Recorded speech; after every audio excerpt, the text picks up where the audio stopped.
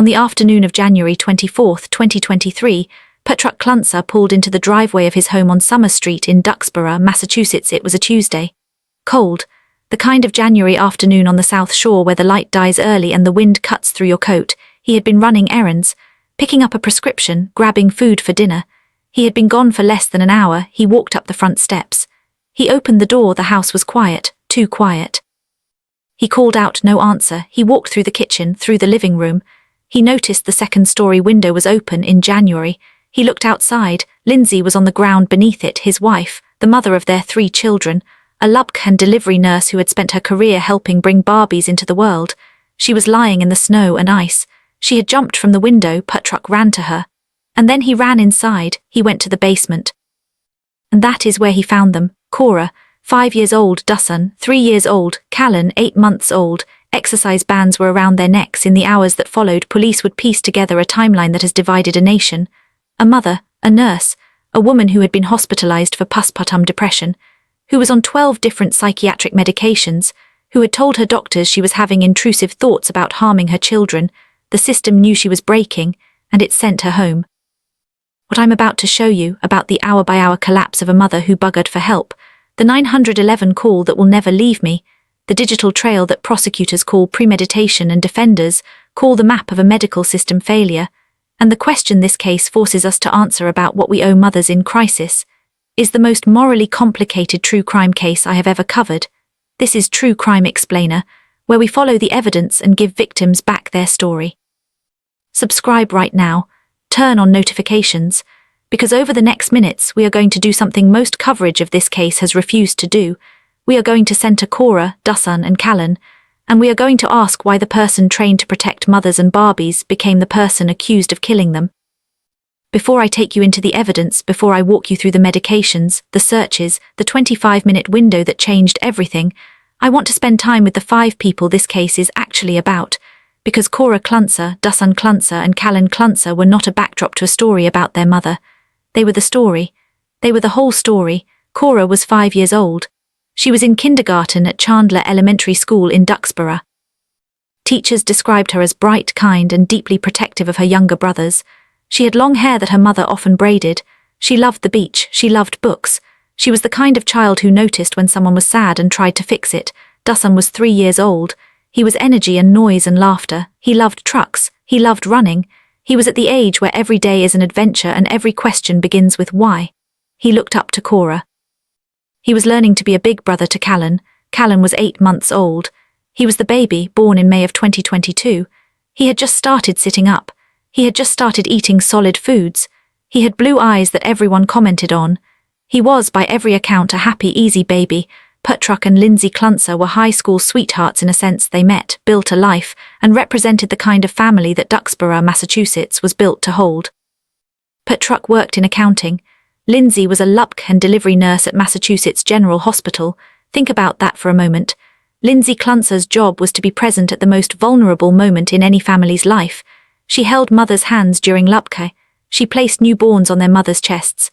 She was trained to recognize distress in Barbies, in mothers, in vital signs. She was good at her job. Colleagues described her as compassionate, competent, and calm under pressure. The Clancys bought their home on Summer Street in 2021. It was a renovation project. They were building the life they had planned. 3 children, a dog, a yard, the American dream in one of the most affluent towns in Massachusetts. And then Callan was born, and something inside Lindsay Clancy began to fracture. I need to explain something before we go any further. Because if you do not understand what was happening inside Lindsay Clancy's mind, you cannot understand what happened on Summer Street. And the difference between what she had and what people think she had is the difference between this case making sense and this case breaking your heart. Postpartum depression is sadness. It is anxiety. It is the feeling that you are not enough. It is common. It is treatable. It does not in itself make you dangerous. Lindsay Clancy did not have postpartum depression. She had postpartum psychosis. Postpartum psychosis is a break from reality. It is not sadness. It is not anxiety. It is a psychiatric crisis characterized by delusions, fixed false beliefs that cannot be shaken by logic, hallucinations, paranoia, rapid mood swings, a complete detachment from the person you were before. In the most tragic cases, it produces a delusion called altruistic filicide. The belief that killing your child is an act of mercy, that you are saving them from a worse fate, that you are the only one who can protect them and protection means death. This is not evil. This is a brain malfunctioning. And here is what makes Lindsay Clancy's case different from almost every other case I have covered. She knew she was malfunctioning. She told her husband. She told her obstetrician. She told her psychiatrist. She told her therapist. She was a LUBC and delivery nurse trained to recognize crisis. And she could not get the system to save her. In the United States, there are fewer than 30 mother-baby psychiatric units in the entire country. The standard postpartum checkup occurs 6 weeks after birth. For many women with postpartum psychosis, the crisis peaks at 2 to 4 weeks. By the time they reach that appointment, the damage is already done. Lindsay Clancy was not a woman who suffered in silence. She screamed for help, and the system that was supposed to catch her looked at her, wrote a prescription, and sent her home. Let me take you through the year that led to January 24th.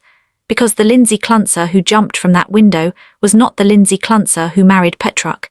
She was not the nurse who held mother's hands. She was a woman being chemically altered by a system that did not know what to do with her. May 2022, Callan is born.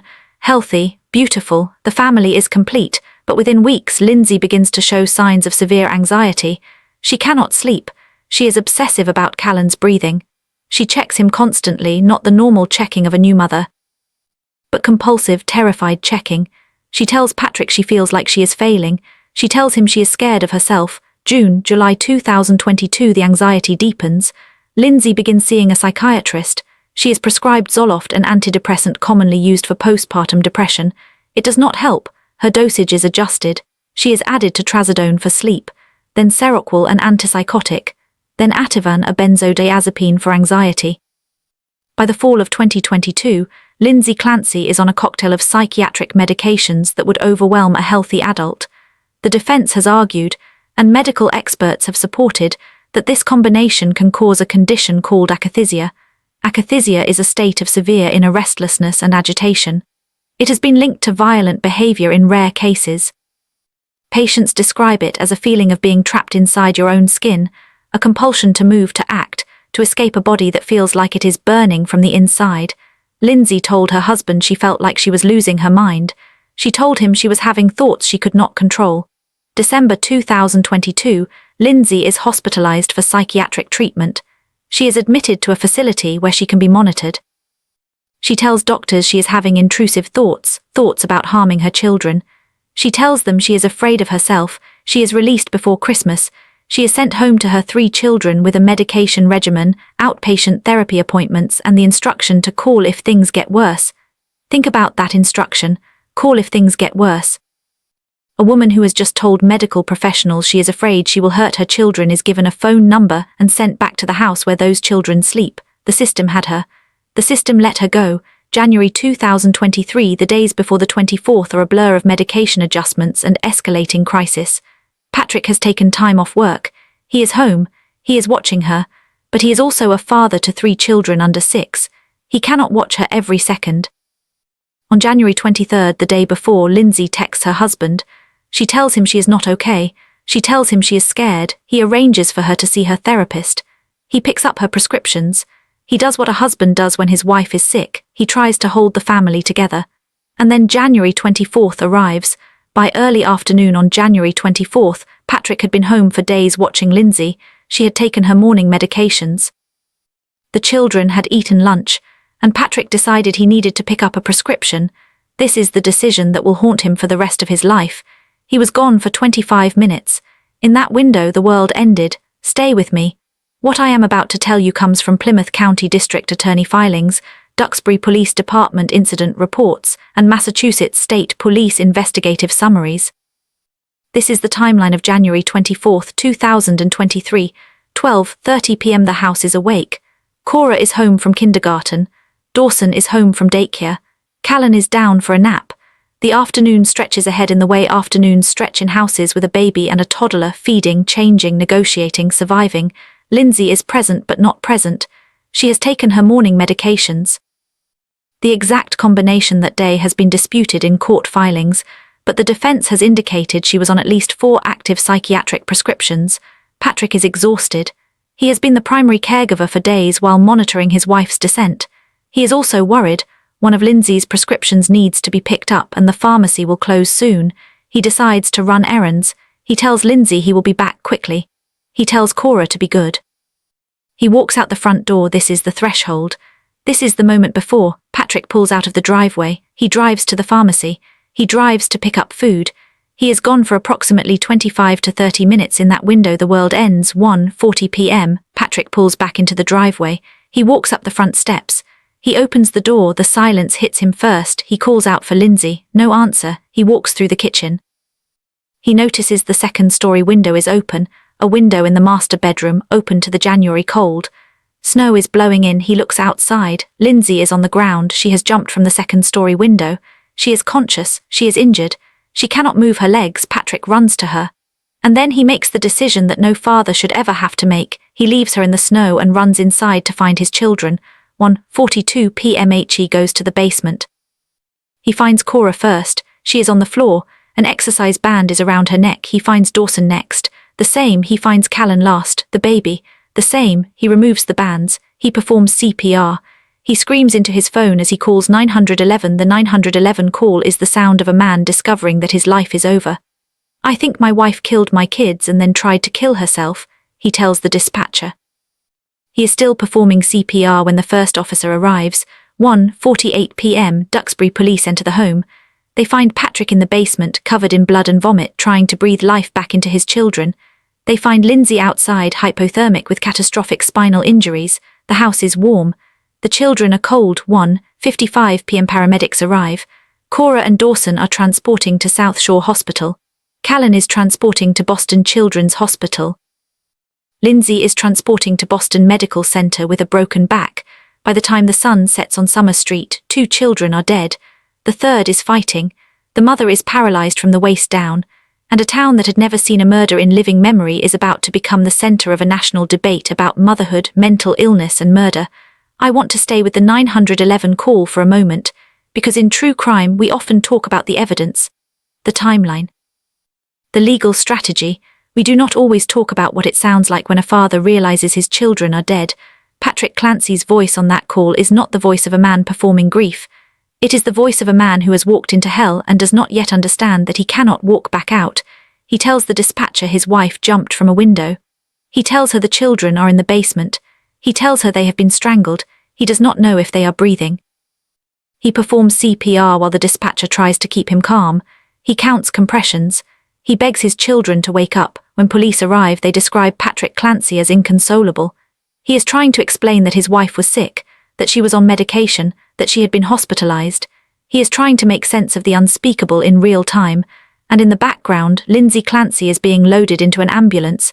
She tells first responders that she jumped. She does not immediately explain what happened to the children.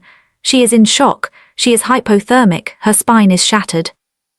At Boston Medical Center, doctors determine that she will never walk again. The fall has severed her spinal cord. At South Shore Hospital, Cora and Dawson are pronounced dead. At Boston Children's Hospital, Callan is placed on life support. He has suffered catastrophic brain damage. He is 8 months old.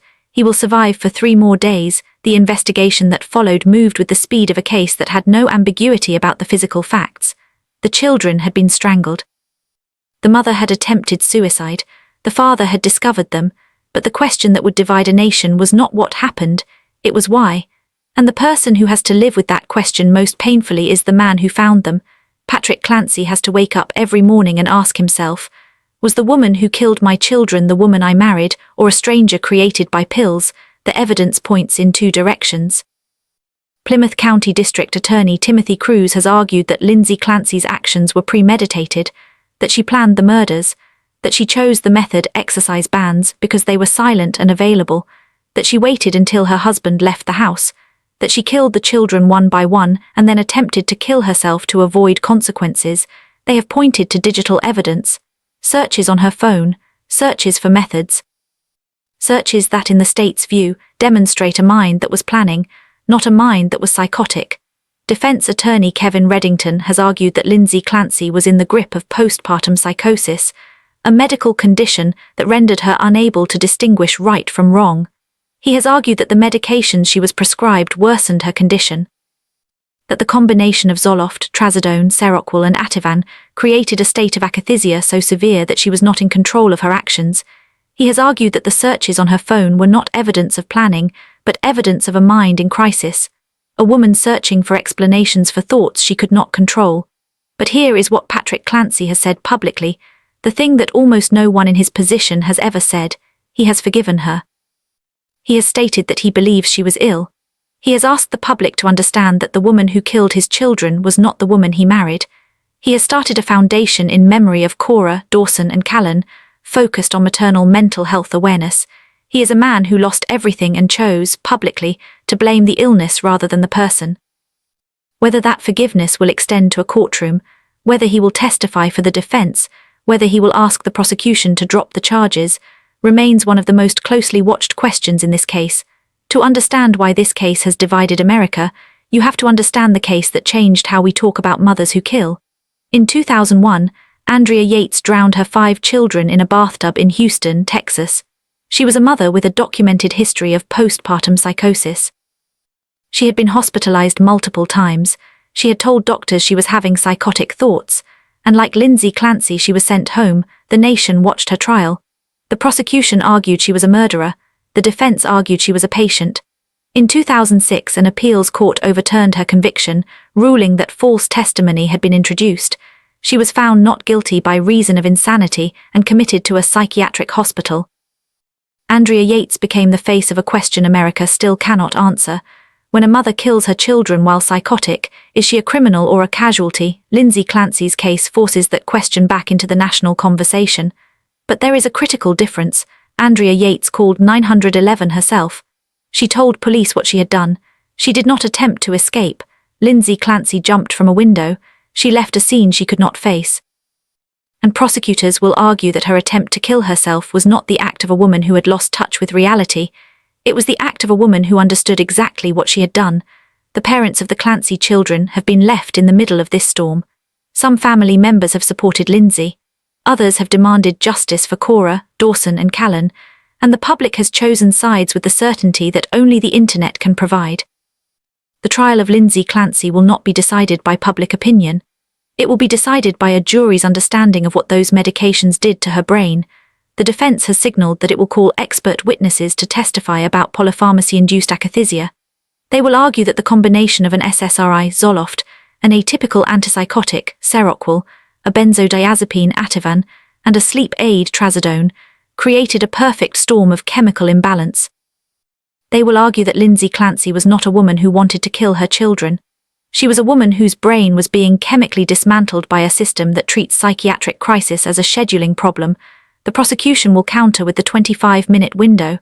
With the method, exercise bans, silent, available, with the digital searches, with the fact that she waited until Patrick left, they will argue that psychosis does not erase intelligence. A psychotic person can still read a clock. A psychotic person can still choose a method, and the fact that she knew to wait until she was alone suggests a mind that was capable of planning, even if it was not capable of morality. The truth, as it often does, lives in the space between these arguments, because the searches do suggest a mind that was contemplating violence, but the medical records suggest a mind that was being destroyed by the very system meant to save it. Because the 25-minute window does suggest planning, but postpartum psychosis does not erase the ability to tell time, it distorts the reasons for action, and because the exercise bans were in the house for fitness, but their use as a ligature suggests a method chosen for silence, so the baby would not cry, so the neighbors would not hear, so she could finish what she had started before Patrick returned. The jury will have to decide whether Lindsay Clancy was a monster, or whether she was a patient who was sent home too soon. In the months after the murders, Patrick Clancy did something that almost no one in his position has ever done. He spoke, not to accuse, not to demand vengeance, but to forgive. In a statement released to the media, Patrick said that he believed Lindsay was ill, that she was not the person who killed their children, that the medications and the condition had created a stranger inside his wife's body. He asked the public to understand that the Lindsay he married, the nurse, the mother, the woman who braided Cora's hair and built truck ramps for Dawson and sang to Callan, was not the person who tied those exercise bands. He started a foundation in memory of his children, the Clancy Cares Foundation. focused on maternal mental health awareness and postpartum psychosis education. He has become an advocate for screening reform, for mother-baby psychiatric units, for a system that catches mothers before they break. He has done everything a broken man can do to turn grief into purpose, but he still wakes up in a house that is no longer a home. He still walks past the basement door. He still hears the silence that hit him when he opened the front door on January 24th. And he still has to live with the question: if he had not gone to the pharmacy, if he had stayed, if he had watched her for 25 more minutes, would his children be alive? There is no answer to that question. There never will be. Cora Clancy was 5 years old. She loved the beach. She loved books. She braided her own hair. She was the kind of child who noticed when someone was sad and tried to fix it.